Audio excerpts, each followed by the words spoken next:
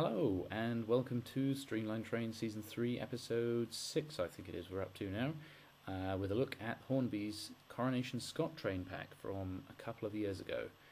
I realised I'd done quite a lot of American videos of late, so I thought I'd get back to doing some English stuff to please you all out there. Now, I'm going to be using quite a lot of stock footage I took from years ago at my old layouts at my old flat in Manchester and also at my parents' house, which is the one you're looking at right now. That's the Princess Alexandra, which is the locomotive which comes with the set. Here it is running around my apartment in Manchester.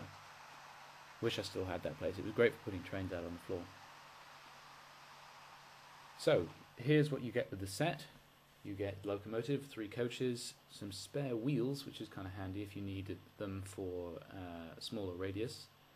I really like the coaches in this set. There it is laid out. These are all pictures from Hatton's, so I hope they don't mind me stealing their pictures. The locomotive is absolutely beautiful. I've got a red version of it as well. The maroon Duchess of Gloucester, I think is the one I've got. Here's one of the coaches. Now these are really nice. These ones were built, I think they're Mark 1s, but they've got a very nice level of detail. You can just about make out the interior in there. I also like the printed crest on the side of the car. That's a very nice touch. And the Coronation Scot nameplate, LMS, and the numbers are all very crisply detailed. And the stripes don't stand out too much. The windows aren't quite flush with the edge of the car, but I think that probably looks right for the prototype or something. Here it is on my layout. This is the old layout in the garage. Here it is with the red one. And here it is. This is a comparison to the other ones I've got, the streamlined A4s. That's Silverlink in the foreground and Mallard and Sparrowhawk in the background. And here it is actually with the streamlined Dreyfus Hudson, the New York Central locomotive. I'm showing you this largely to kind of compare the style of streamlining, which is a very different style of streamlining. The NRM in York consider it to be a more complete version of streamlining. I mean, it's obviously a more smooth shape compared to the American locomotive to its right. Here it is in Cumbria. This is the real one. There's a painting of it looking like this, I think, maybe at this exact spot.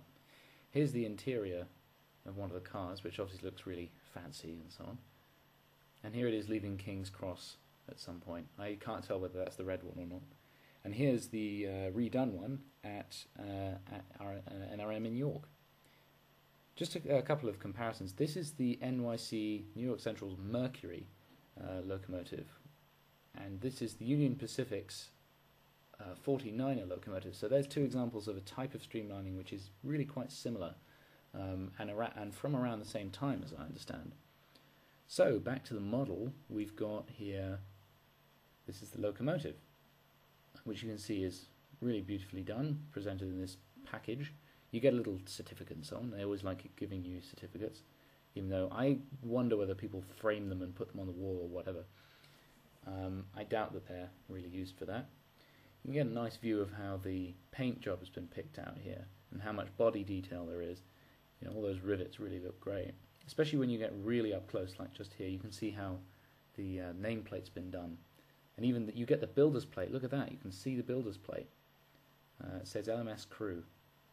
There's the linkages. Those can be a nightmare, so don't try and take them apart and fix them or anything.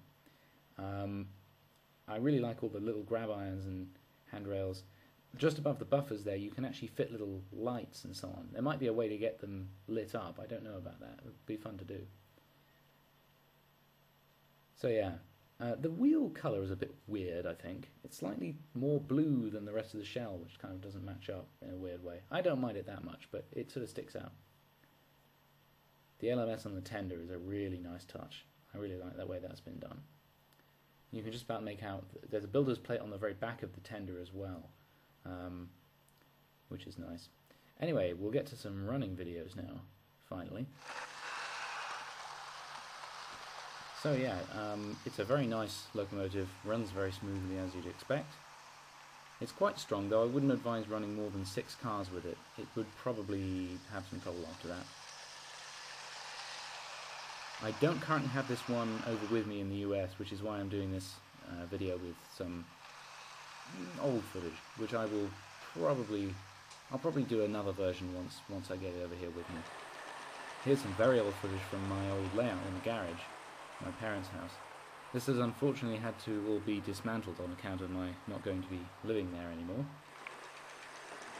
But I had a great time with it, and I will probably build a more detailed one at some point. I really didn't get very far with this one, I really only did 2 loops on the outside. I really like doing shots sort of following around the layout, so I just think it looks so smart.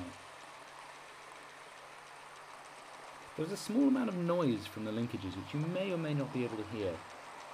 I think I did actually fix that, though I don't remember how. It was just catching on something. You sometimes need to do that with these Hornby locomotives. They sometimes are a bit too loose in the linkages somehow. There it is with a really eclectic mix of other trains from all over the world. Yeah, the coaches run really nicely too. It would be fun to try and light those up and see if we could get some figures installed and so on. I think those would look great. It's more difficult to do with English things than it is with Americans sometimes. Some of the Americans want to have built-in contacts and so on.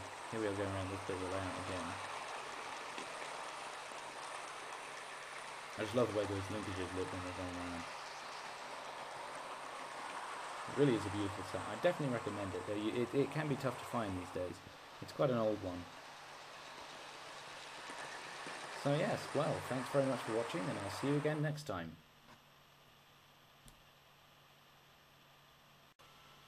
Oh, by the way, before I forget, I'm thinking of getting an HD camcorder for my birthday in November, so that hopefully won't be too expensive, but look forward to future uploads in full HD. See you next time.